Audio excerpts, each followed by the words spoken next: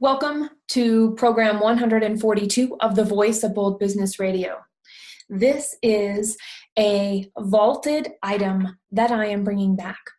When Scott and I did the Jess plus Scott plus you show, the prior iteration of how we were working together and how well we have become a team and how amazing that we complement our strengths and our weaknesses with each other in our lives, we're going to bring you this story. We're talking about the differentiation through storytelling in this Jess plus Scott plus you show. And it's stemmed from the concept and the idea that we are bombarded with so many messages, with so much information coming at us. And it requires intentional planning to be able to recognize and decide, what are we going to listen to or not? That means the flip side is also true.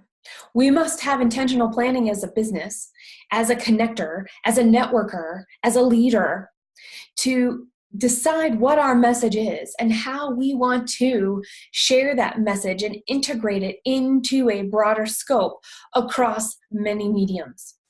To interact with our stakeholders, with our employees, with the people in our life, with our customers in a way that brings them into our story, and to know exactly what the results will be. We're giving them the expectation and telling them what to expect, the customer experience expectation. So join in the conversation, and you're going to hear from Mike Allton in this program. He comes from a website background. He understands how the web can use his sales funnels. More importantly, we can evaluate by listening to this program how we tell our story, how we tell our company's story, how we are the steward of each. So you've got it. You've got it. Enjoy this program. Welcome to the Voice of Bold Business, the show that provides everything smart leaders need to evaluate situations, build relationships, and create solutions. Jessica Dewell candidly talks about the skills necessary to build tenacity and do more with less. And now, here's Jessica. We'll just bring you right in. Mike Scott, here's what Social Media Hack does. Identify goals, needs, and assets. Then talk about the business. Target clients and influencers and the specific goals. All those tie together to support all of the marketing and the lead generation that a business is looking for. So no wonder we wanted you here tonight, Mike. You're talking about Google Plus specifically because people like Michael Hyatt have been talking about blogging, and they've been talking about social media for years now as a platform for growing your business and getting your message out there. But it really, I don't think it was until Google Plus that people started to use social media to tell stories as much as they are today. It's really exploding because of the nature of the platform. With Google Plus, you can say as much as you want, and you can include all kinds of links, and you can include pictures. Anybody who's ever seen David Amerland's Sunday morning paper on Google Plus, it's amazing. And he's weaving 5, 6, 10 different stories together into one bigger story. It's pretty incredible what people are doing on Google+. If anyone hasn't seen his Sunday read, I liken it to when I was growing up, there was the New Yorker. And people could write into the editor, and it would take 2 weeks for the mail to reach them. With the Sunday read, people comment, and then they comment on the comments. And there is such a rich, deep conversation. I'm delighted that you brought that up because it's something new because of the interaction, the storytelling that is facilitated by having immediate feedback. Well, not to lighten the mood or anything, but we got, check this out. Jeff says, I'm looking forward to story time with Mike. and Johnny says, the story of the frog and the scorpion, after all. The frog allowed the scorpion to sting them on their back. Okay, now I'm ready for the show to start. And that's a great story. You guys know that story? We do. Tell it, though, for us. Let's set the stage. It's a fable. It's probably an Aesop's fable or a variation of it, and you had a river that was overflowing. You've got a frog or a fox, sometimes it's told, and a scorpion that need to cross the river. And the scorpion can't swim, and he wants the fox or the frog to carry him on his back, and the frog says, no, you're going to sting me, and then we're going to drown. And the scorpion says, no, I won't sting you. Then we both fall in the river. So the frog allows the scorpion to crawl on his back and starts to swim across the river, and halfway across, the scorpion stings him. And as the frog is sinking into the river and they're both about to drown, he says, why did you do that? We're both going to die. And the scorpion says, I'm a scorpion. It's what I do. So let's apply that to storytelling in the mediums that we have today, in this new way to approach transparency and connecting with others. One of the things that I teach clients all the time is to use blog content and use stories to talk about their business. A story like that, it's a teaching tool, and it's something that businesses can use in certain situations to convey a message of some kind. What the message is in that particular story is pretty dark. I don't know. Oh, well, I've got an idea of how it relates. Could be totally off the wall, but when you were telling that story, I'm like, okay, how does this relate to what we're talking about? And I'm like, oh, right. What's the first thing that businesses do when they get here? The same thing they did in print advertising, the same thing that they did in direct mail advertising, the same thing they did in other offline or even online advertising or connecting venues that don't really work the same in social media. And I think we're still trying to figure that out a little bit. Hopefully we all don't sink to the bottom together, but that would be what I took away from the story and how it relates maybe to our conversation. A story of what not to do. Yeah, I actually have a little sticky note here, and it says, choose what not to do. Sometimes it's easier than choosing what to do. I love your sticky notes, and even your sticky notes tell a story because it's no accident that it's a star, right? No, I walked through the store and I liked it because it makes me feel happy when I look at it. People nowadays, I've been told and believe, and I'd like you to comment on this, Mike, they don't want a company to be just a company. They now want to be able to have a little bit of empathy. They want to know a little bit more about the company and relate to it. Then all of a sudden the companies whose culture is not normally that way, because it's now a new world, at least for some, they want to be part of the conversation because you and I are talking about it all the time, so the companies want to be part of that conversation. How do you approach your clients who have to have a paradigm shift in their way that they view their relationship with their customers? How do you bring them over to the let's see, the bright side? We typically have brainstorming sessions. I may not say we're going to come up with stories to tell, but essentially that's what it's going to be. Some of their content is going to be factual information, how-to guides, and so on, but a big part of it has got to be coming up with this culture of content marketing, and that includes finding ways to tell stories that clients and potential clients can relate to. Some of that's going to be telling stories about other clients, sharing case studies and testimonials and stories. And I've got a client who's in the financial industry. They can't talk about specific people, and they really can't even talk about themselves that much. But they can share stories about families and say, okay, we're going to talk about Joe and Mary. And Joe and Mary are not their real names, but this is a situation that Joe and Mary went through.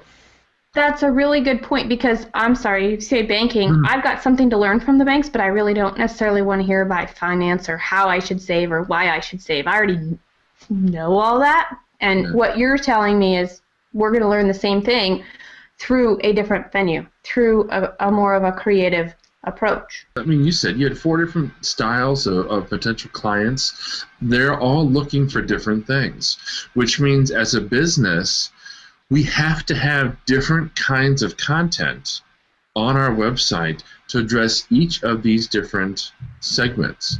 And even within these segments, you've got people who are at different points within the sales funnel, within the buying cycle. You've got people who really thrive on information, but maybe they don't realize they have a problem, or maybe they know they have a problem, but they're not sure the right solution, or maybe they've identified the solution and now they're just comparing you to your competition. They're thought process is the same. They're looking for the same style of information to be delivered to them, but the actual information that needs to be given to them is different. So you need to have that combination of approach and different kinds of content. So sharing different stories that are totally different things. It's just having a mindset where when you're writing, who are you writing for? What are you writing about? What emotional triggers are you trying to get to for that specific audience at that specific time? And that ties right into this from Trina. What are the compelling stories of our era? Are they true? What role has media played in their acceptance? And where is the hope in all of this?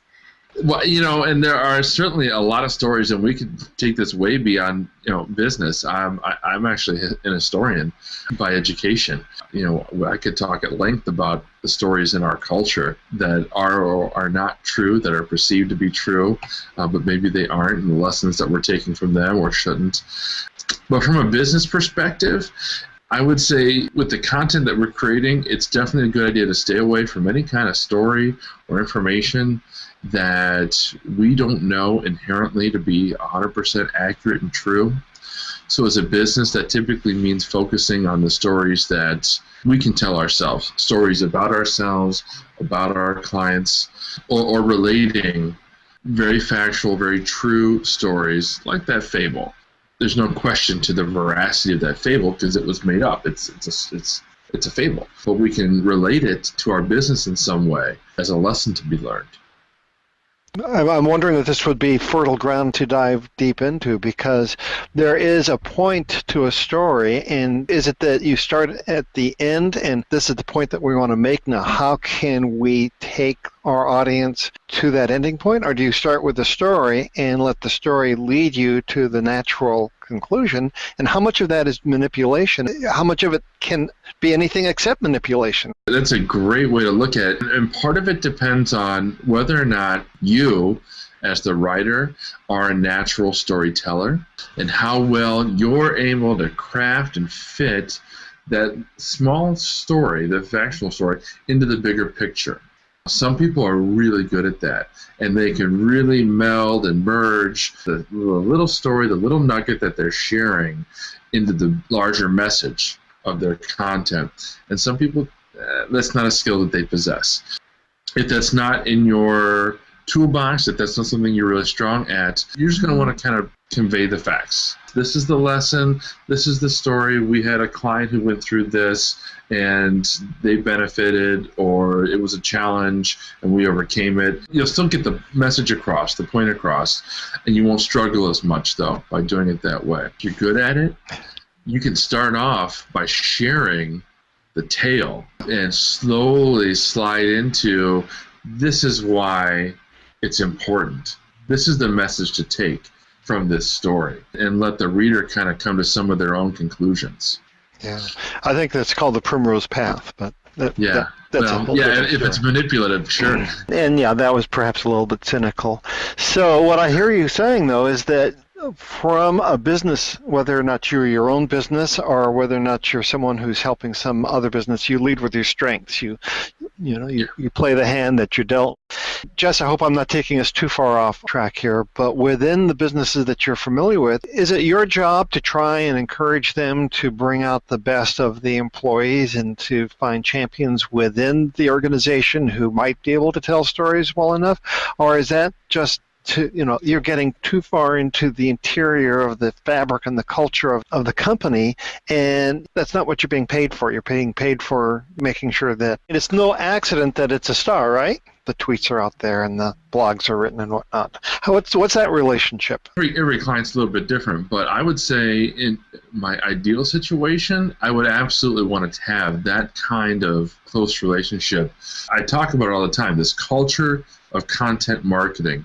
That's my ideal situation where I can come into a company and help them build up this culture from the ground up, because every single employee, every single one, can be helping to create this culture, helping to create content that can help a company. And I have a story to tell you. There was a company in the Atlantic Northeast that was failing. They were absolutely failing. They were going to go bankrupt within 6 months. And I'm not making this up. This was a case study that was published probably 2 years ago. I think it's by HubSpot, actually. And this company was failing, and they went to a retreat, and they had some consultants come in and help them understand what their options were. And they totally abandoned traditional marketing. They totally abandoned gobs of money they were spending on radio and television advertising, and they embraced content marketing, and they embraced it as a culture for the entire company, which means every single person under the staff got involved in some way.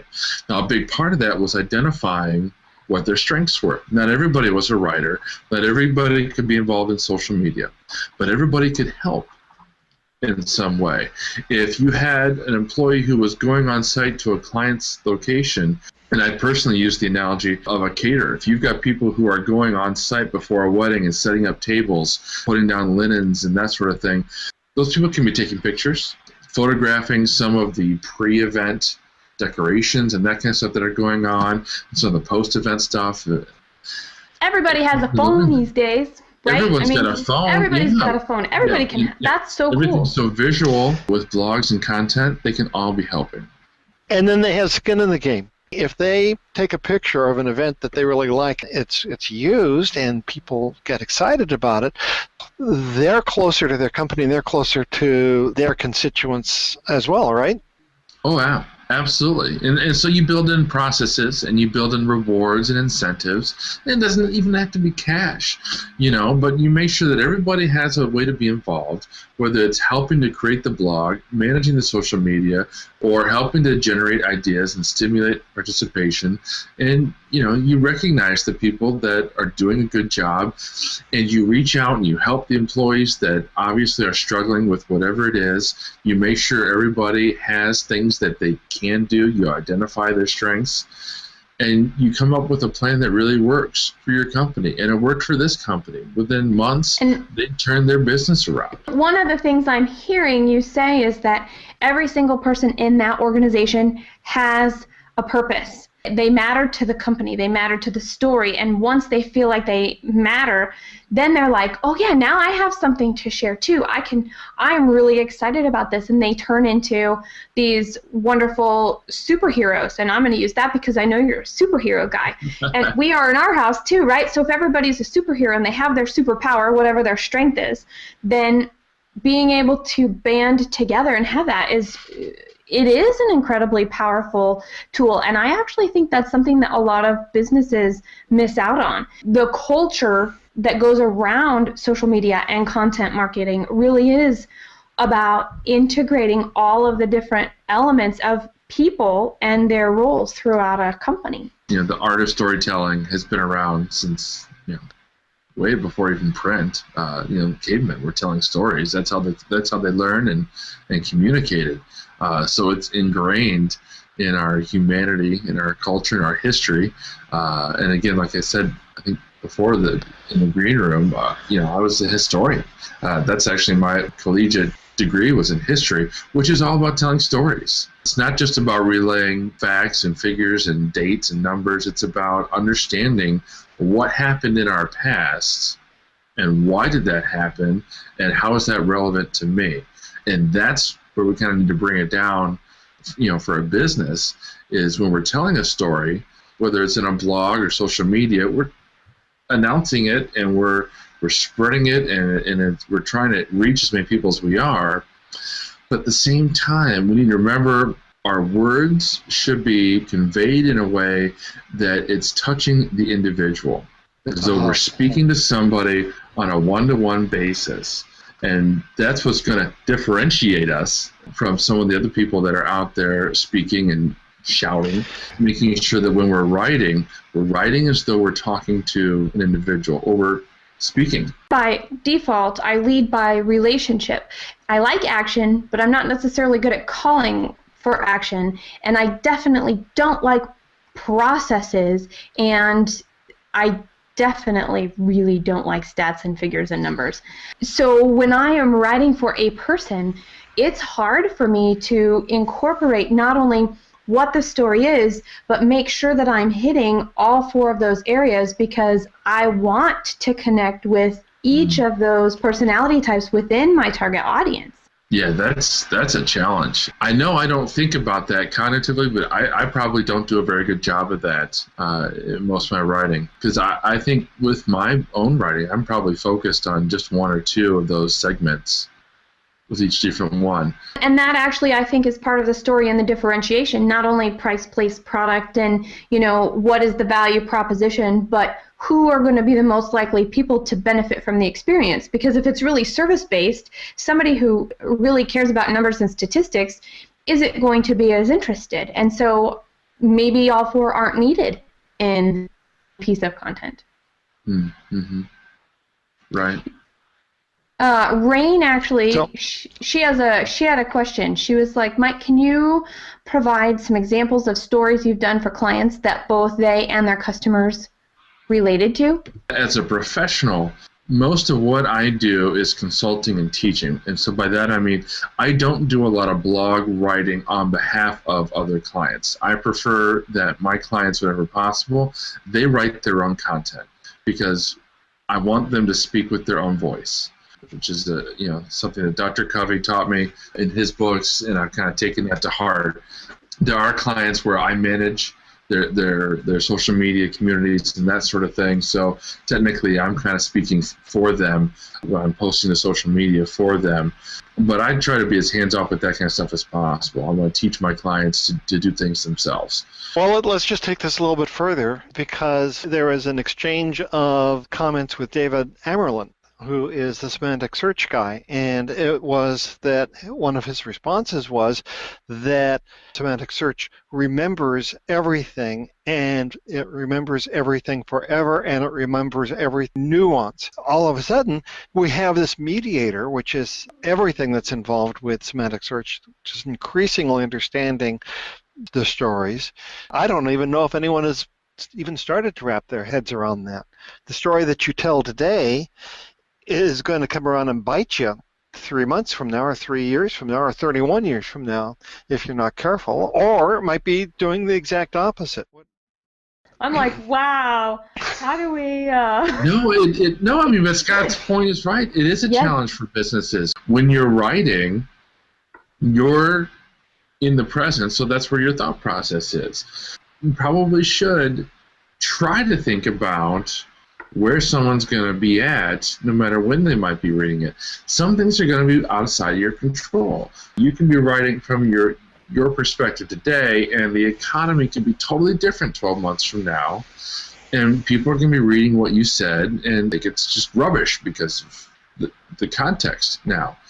If you're talking about something that's controversial, something along those lines, that's where you can really get yourself into a lot of trouble. So that's an area where I typically advise my clients to stay away most of the time and stick with things that aren't at all controversial, so they don't come back and bite you down the road.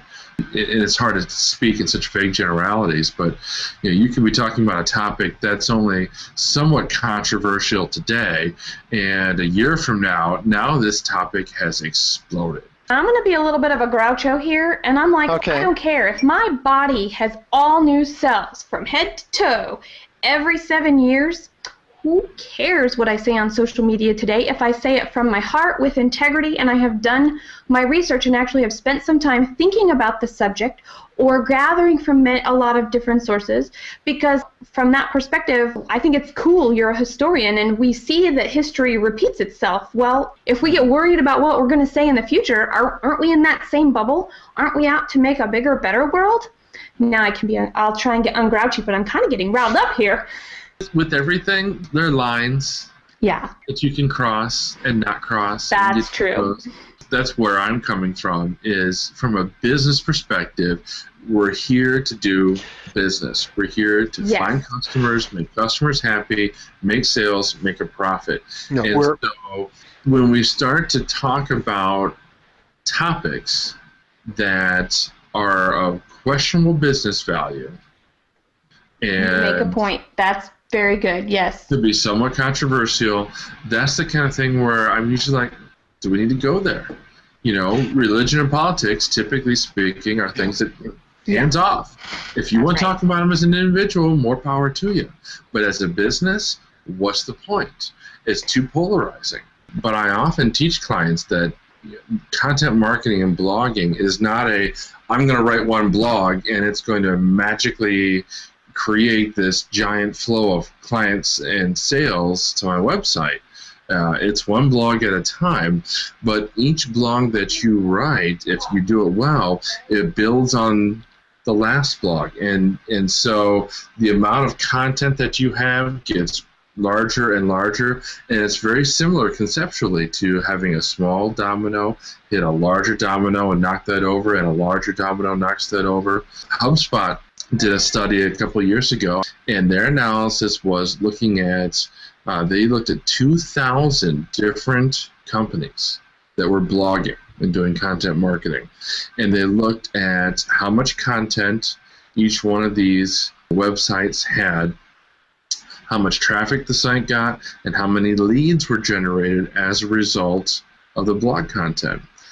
And they were able to actually graph it out. As you blogged more, you would get more site traffic and more leads. And it was interesting because when you hit about 50 pieces of content within your website, instead of just a nice steady growth up, it went like this.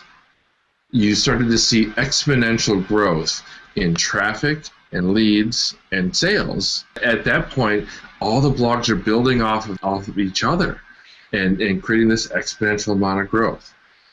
I think that is so fabulous. And, that consistency over time and having that presence of mind to decide what you're going to write about and talk to the audience, it's almost like the light bulb goes on for everybody at the same time to some degree. And that light bulb is not just like, oh, aha, it's all right, I'm kind of ready to take that next step. I'm going to open myself up and be a little more vulnerable. Whatever is needed within the culture of the person's life that they're from them reading the content. We talk about paying dues or the tipping point or things like that. Maybe that's a little bit of what you're describing too, is that there'll be something that clicks. And I guess it takes 50 blog posts or 50 pieces for it to click well enough to launch. They're just numbers. So any conclusions that we reach from that, are speculative, and HubSpot was the same way in their report. But I think you're right. I think it is a tipping point akin to the 10,000 hour rule. It said that you're not truly an expert in anything until you've done it for 10,000 hours. Go Malcolm Gladwell. That's right. He's one. That's something that I live by. Yep. So I'm not an expert in anything then. Well, me neither. That's not true. I am an expert in some things, but they're probably not the things anybody will care about. If we have to wrap this up, we're all on this rocket. It's rocket science. We're going up, and at a certain point, we will reach a velocity that we'll be able to go into orbit. And then once we're into orbit, it's an entirely different game. And the fuel to get us from where we are on Earth into orbit is storytelling. That's at least part of the fuel. That is a good wrap-up. Now I'm going to bring in some comments, and then we'll do our closing comments here. Johnny, I really hope I'm saying your name correctly. The same thing is true in music. Musician writes a song regarding a specific topic or event or feeling, and the audience relates to it in a way totally different from the original intention. A good story will have an impression on people, even if the perception of the audience doesn't exactly align with the original. And then here we go. We've got a couple of other ones. The key to success is having the right questions. Ta-da, it's definitely a good starting point. I love that. I don't want this conversation to end. So I'm really sad that we're at the end, because there's so many other places I want to take this conversation. So thank you, Mike, for joining us. And I have to tell you, I have learned a lot tonight, and it's really fun to have a conversation where I feel like I have something to contribute to the conversation, and I take away a learning experience. So thank you for providing that, at least for me tonight, and I'm hoping that our audience feels the same way about that. My pleasure, and thank you guys for having me. It's been a lot of fun. Thank you for listening to this encore. What did I tell you? You were going to take something away that you can use right away. Timeless information that Scott and I pulled in a previous conversation that we can use today. So just go to the Voice of Bold Business website, voiceofboldbusiness.com, and search for Differentiate Through Storytelling. You've listened, rate this program. You've listened, subscribe to this program. You've listened, you know somebody who can use the information inside this program. Send it to them. Subscribe. Tell us what you think on social media by subscribing to our YouTube channel, by making sure to subscribe on your preferred listening platform where podcasts and radio programs may be sold. You decide what it takes to be a leader today. You decide through your actions what you value, and you decide through how you communicate and how you act as a perceptor of information, how others will perceive your actual intent. And it's up to you to make sure it's right. So as a leader, to be more effective, embrace the value within who you are, what you're trying to do, and share it with us, because it's each of us through our individual experiences and talking about those experiences that define what it means to be an effective leader today. Subscribe at thevoiceofboldbusiness.com and get more information, program notes, and past episodes. Bold leaders approach each situation and focus on action to achieve a higher level of leadership. Jessica Dewell, your business advocate, is the host of the Voice of Bold Business Radio. Thank you for joining us.